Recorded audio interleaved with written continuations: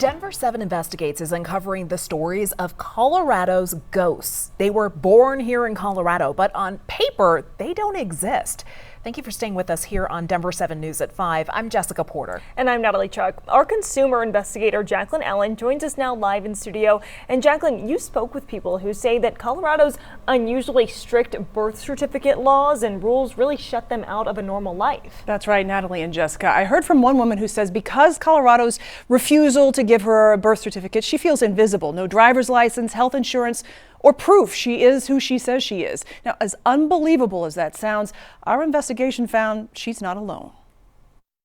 It's like I exist, but I don't exist. To her family, it's obvious Abigail Colon is real. Yeah. Born in Woodland Park, Colorado, using a midwife, her birth written in the family Bible, one of the few records of who she is and where she came into this world. Why don't you have a birth certificate?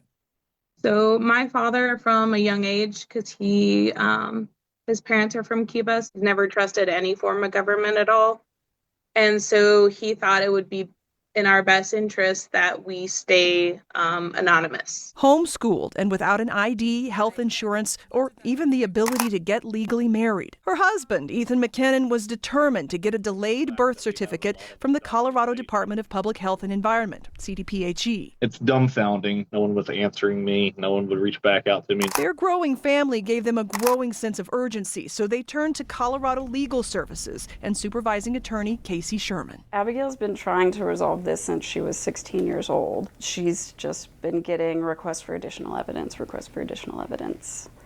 until we stepped in. Court records show the evidence included everything from affidavits to a report from Child Protective Services when Abigail was 11. The submitted documentation was insufficient. Still, CDPHE denied the birth certificate. The reason? No records before Abigail turned 10. There's a record when she was 11 years old. That won't work? It will not. She has to have a record before her 10th birthday, according to CDPHE's regulations. How would you characterize Colorado's law? Colorado has the strictest delayed birth certificate law in the country, without question. All three of Abigail's brothers, they've been able to get birth certificates in other states where judges can decide. They're all thriving, and I'm just here. That's why I kind of feel like a ghost. So Denver 7 Investigates reached out to CDPHE. In a statement, a spokeswoman says the rules are largely designed to prevent fraud, adding privacy laws do not allow us to discuss an individual application for a delayed birth certificate. But Abigail's not alone. In the past 6 years, CDPHE has denied 84 of 347 delayed birth certificates, almost a quarter of the applications. I have 5 other clients that are waiting on the outcome of this litigation to hopefully be able to get their birth certificates too. What needs to change?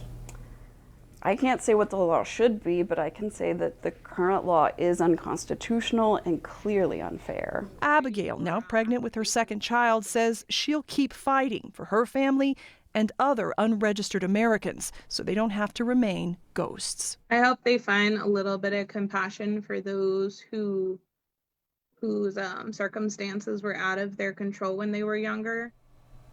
Colorado Legal Services and Abigail sued CDPHE in district court and lost, but they are appealing now to the Colorado Court of Appeals, and they're waiting for a date to be set. So Natalie and Jessica, she says the first thing she would do with a birth certificate is get a driver's license and get legally married. Just the simple things that every adult kind of goes through. It must be so frustrating, Jacqueline. It's crazy, and it has been so frustrating for her for all of these years. Yeah, and to hear that this has happened to her siblings, but they were able to get these birth certificates in other states, just really shining a light on what's going on here in Colorado. And we know that you will continue to hold CDPHE accountable here. Yeah, other states make it a lot easier. Thanks so much, guys. And this has happened to a lot of people. So if this has happened to you, I would love to hear from you. Just scan this QR code on your screen for ways to connect with me, or you can send me an email at jacqueline.allen@denver7.com.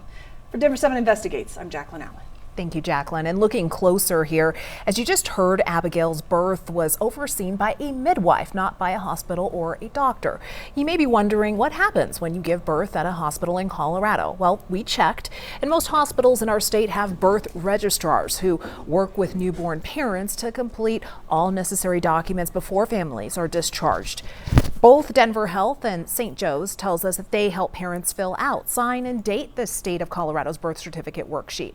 The hospital then submits those records on behalf of parents to the Colorado Department of Health the day after families are discharged. You can expect your baby's birth certificate within 2 to 4 weeks, either mailed to you or available for pickup at the hospital.